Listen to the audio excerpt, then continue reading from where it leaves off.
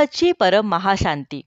बापूजींच्या मराठी यूट्यूब चॅनलमध्ये आपल्या सर्वांचे स्वागत आहे. श्रोते हो, मागच्या भागामध्ये आपण ज्योतिप्रकाश भाईजी यांनी विश्लेषण केलेली एक सिरीज सुरू केली होती. त्याचे नाव आहे ज्ञानाचा दिवा तेवत ठेवूयात. त्याचाच आज आपण पुढचा भाग बघणार आहोत आणि शीर्षक आहे मायेचे सुप्रीम रूप, राजरूप, बेहदचे ज्ञान आणि आध्यात्मिक ज्ञानाची सांगड. ज्योतिप्रकाश भाई म्हणतात परमशांती. आज आपण बघणार आहोत की बुद्धी मनाला नियंत्रित करत असते. बुद्धीचे सूक्ष्म संस्कार असतील तर ते बुद्धीला नियंत्रित करून अंतःकरणात अनुभूती होईल, तर पुरुषामध्ये पुरुषार्थात जरूर त्याची मदत होईल. मग प्रश्न निर्माण होतो की कालचक्रात म्हणजे कल्पप्रलयामध्ये काय होत असते?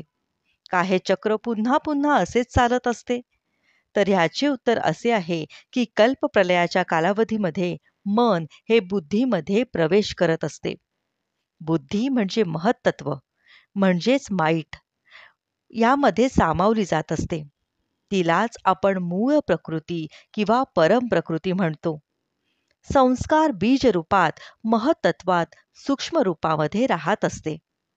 जसे नूतन सृष्टीचे सृजन होत असते, हे संस्कार सुप्त रूपात राहत असतात आणि नंतर बुद्धीला प्रभावित करत असतात. तसेच मनाला देखील गती देत असतात.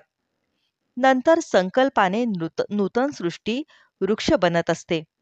या सत्याला कोणी पण ज्ञान स्वरूपात आपल्या बुद्धीने अनुभूती करू शकतो.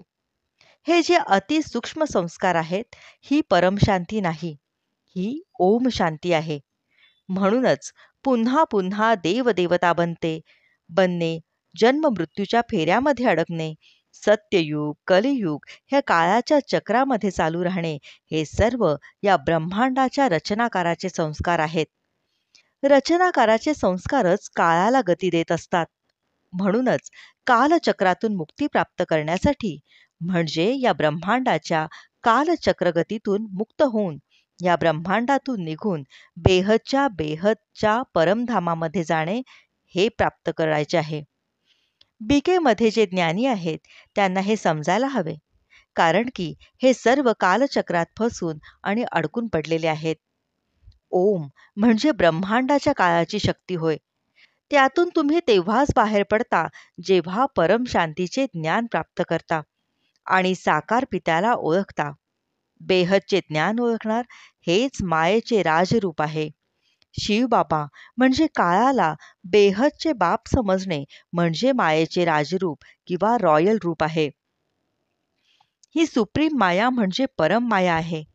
एका व्हिडिओमध्ये सुद्धा इथे आपण चर्चा केली होती की काळ काय आहे, महाकाळ काय आहे आणि बेहदचा महाकाल काय आहे, समय काय आहे. तर ते जाणून घेतल्यानंतर आपल्याला माहिती पडेल की काळ ही एक ऊर्जा असते. कारण आपण कोणत्या ऊर्जेबरोबर जोडलो आहोत हे बघणे महत्त्वाचे आहे. काळाच्या ऊर्जेबरोबर जोडले आहोत की बेहदच्या परमपित्याच्या ऊर्जेसोबत जोडले आहोत. या देवी देवतांच्या स्मृती, सत्ययुग कलियुगांच्या स्मृती ही ओम शांतीची स्मृती आहे. ही या ब्रह्मांडाच्या कालचक्राची स्मृती आहे. तर ह्यातून बचाव करून वरती कसे जाणार? तर हे सर्व या बेहदच्या ज्ञानातूनच परमशांती मिळवूनच समजेल. आता चौथा प्रश्न असा की काय प्रलय म्हणजे विनाश आणि परिवर्तन हे एकच आहे का? आता काय होत आहे जे बेहदचे दादाजी आपल्याला समजावत आहेत, त्याचे उत्तर आपण ह्या ब्रह्मांडात जो कल्पप्रलय होत असतो त्याला तत्वाने समजून घेऊयात. प्रलयाच्या काळामध्ये सर्व संस्कार मधून सूक्ष्म रूपामध्ये, महत्त्व सूक्ष्म रूपामध्ये राहत असतात.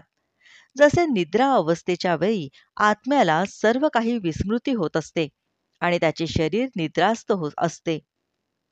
पुन्हा सकाळी शरीर उठते, असेच प्रलय म्हणजे आत्म्याची अचेत अवस्था असते. म्हणजे आत्मा फ्रीज झालेला असतो. म्हणजेच येथे ते संस्कार आत्म्यामध्ये साचून राहिलेले असतात आणि त्यांची पुन्हा पुन्हा पुनरावृत्ती होते. म्हणजे या ड्रामामध्ये आनंद घेत असते. हे आहेत संस्कार, संसाररूपी सृष्टीरूपी सृजन विसर्जनाचे चक्र. इथे आत्म्याला कोणतेही ज्ञान राहत नाही. प्रलय काळात आत्मा कर्मातीत होत नाही, म्हणजे आत्मा काळाच्या स्मृतीपासून मुक्त होत नाही. म्हणजेच देवी देवता पुन्हा बनतात. हा संस्कार राहत असतो, म्हणजे हीच आहे ओम शांती. शांती तर मिळत असते, पण काळाची शांती महान काळाची शांती मिळत नसते. ही सुप्रीम माया आहे. म्हणजे जे बाहेरून ठीक वाटत असते, परंतु सगळ्यांना विनाशाच्या दिशेने घेऊन जात असते. परिवर्तन अर्थात संस्कार परिवर्तन म्हणजे अनेक जन्मांच्या संचित संस्कारांना परम ज्ञान आणि योग शक्तीने दग्ध केले, तेव्हाच आत्मा आपल्या जुन्या पुराणी ऊर्जा आणि संस्कारातून मुक्त होत असतो. तेव्हा बुद्धी शुद्ध होते, आत्म्याला स्थिरता प्राप्त होते, तेव्हा मन अंतर्मुखी बनते. या निरंतर अभ्यासाने आत्मा परमात्मा म्हणजेच आपल्या रचनाकाराशी जोडला जात असतो आणि परमात्म्याची शक्ती आत्मा अनुभव करतो. तेव्हाच बुद्धी परम शुद्ध होते आणि आत्मा आपल्या मूळ स्मृतीला प्रकट होऊ शकतो. आपले मूळ स्वरूप म्हणजे लाईट माईट स्वरूपामध्ये स्थित होतो, हेच बीजरूप आहे. तेव्हा आत्मा आपल्या रचनाकाराकडे निघून जातो. ह्यालाच नष्टोमोहा स्मृतिलब्धा म्हणजेच आत्मस्वरूप होणे होय. परम शांतीची अनुभूती करणे म्हणजे आपल्या मूळ स्वरूपामध्ये परत येणे आणि काळचक्रातून मुक्त होणे म्हणजेच साऱ्या ब्रह्मांडाच्या स्मृतीतून मुक्त होणे. ही एकच प्रक्रिया आहे. आता जे होत आहे ते आहे बेहदचा महाकाल प्रलय. म्हणजे केवळ एक ब्रह्मांडच नाही, महाब्रह्मांड नाही, परम महाब्रह्मांड नाही, तर संपूर्ण मल्टीवर्सचा प्रलय होणार आहे. म्हणजे 100 कलेचे ब्रह्मांड जळून खाक होणार आहे. हे कोण करणार? 101 कलेचा म्हणजे त्याचा रचनाकार या संपूर्ण मल्टीवर्सचे संस्कार जाळून भस्म करून टाकेन. म्हणजे 100 कलेचा काल अग्नीने म्हणजेच तेवढ्या शक्तीने हे जळणार आहे.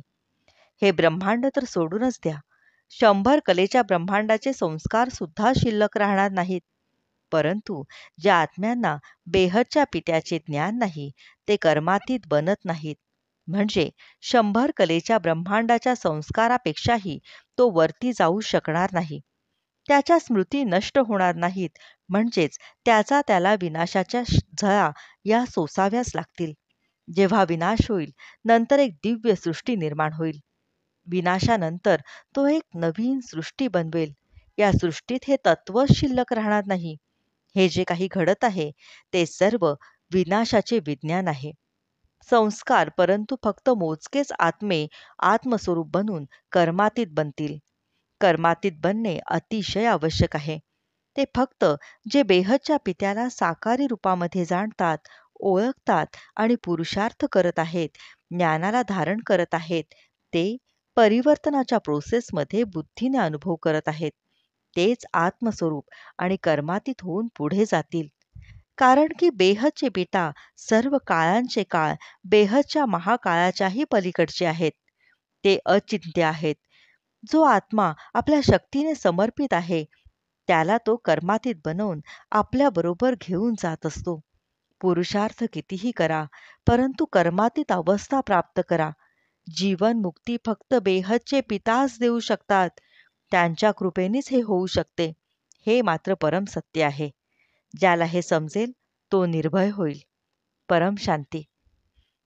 हा व्हिडिओ आपल्याला आवडल्यास त्याला लाईक, शेअर आणि कमेंट करायला विसरू नका. बेहदची परम महाशांती.